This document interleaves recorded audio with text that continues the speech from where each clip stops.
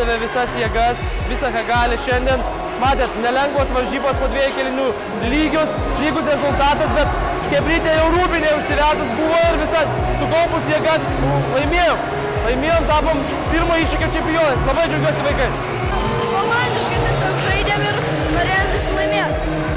Žaidėt ne namuose, Kaune, ar buvo sunku sukaupti? Ne. Iš pat pradžių pirmam kėliny, antram buvo sunku, jautėmės, ką žinau. Ir pirmam pačia. Nuėjom pašnekėm su treneriu, viskas gerai. Prieš metus pradėjau dirbti su šia komanda ir tikslą buvom įsikėlę patekti į pirmą divizioną. Uoliai dirbom visą sezoną, stengiamės, daug treniruočių turėjom, daug turnyrų, daug varžybų. Norėjom išbandyti savo jėgas pirmam iššūkį ir gal pavyks laimėti. Nu ir patekom į finalą ir šiandien smagiai džiaugiamės, laimėjom. Tikrai nebuvo lengva, visi vaikai stengiasi, visi nori laimėti. Visi treniruojasi tam, kad laimėtų, visi nori būti geriausiais. Šiais metais mums pasisekė. Visi matė, kad buvo salė, kokia buvo pradžia.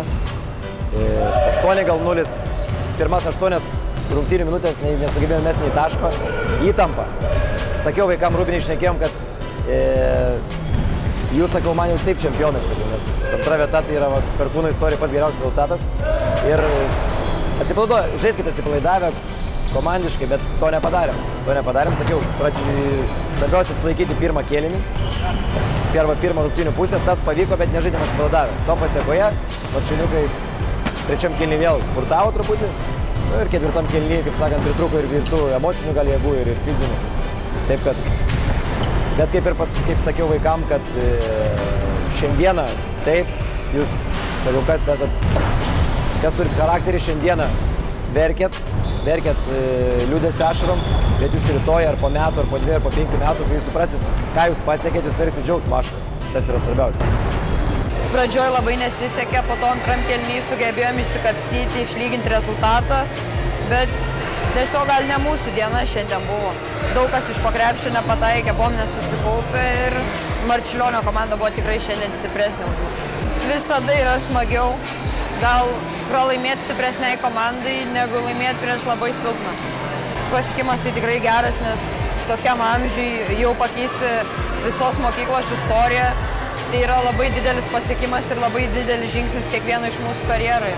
Pas mus atėjo naujų aukštaūgių, kurie tikrai labai padėjo visą sezoną, gerai žaidė, nenusileido niekam ir labai gerai atrodė visa komanda.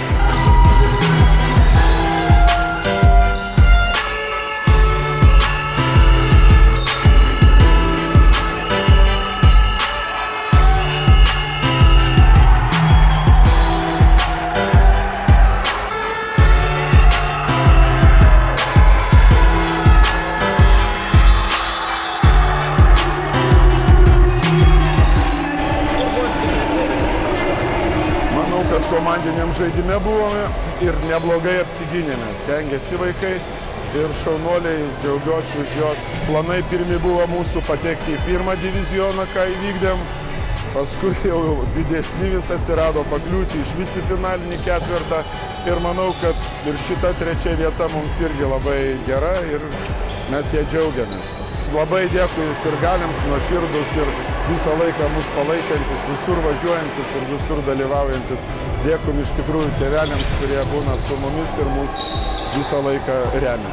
Bet kokiu atveju, tarp 4 komandų užėmus 4 vietą ir 2 kartus pralaimėjus 5 taškais, tai tikrai nuotaikos nekokios, liūdnos, slogos nuotaikos, bet iš šitos pusės, aišku, mes po 2 mėnesių, netgi gal po mėnesio, jau džiaugsime šito patekimų į tą finalinį ketvirtą, kaip ten bebūtų, jau tikrai ganėtinai aukštas pasiekimas.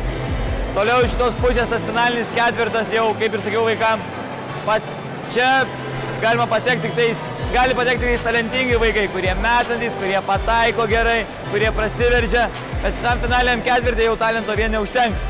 Visos 4 tokios komandos, visi gerai meta, visi gerai pataiko, visi gerai besiveržia, čia po to pasirodo charakteris.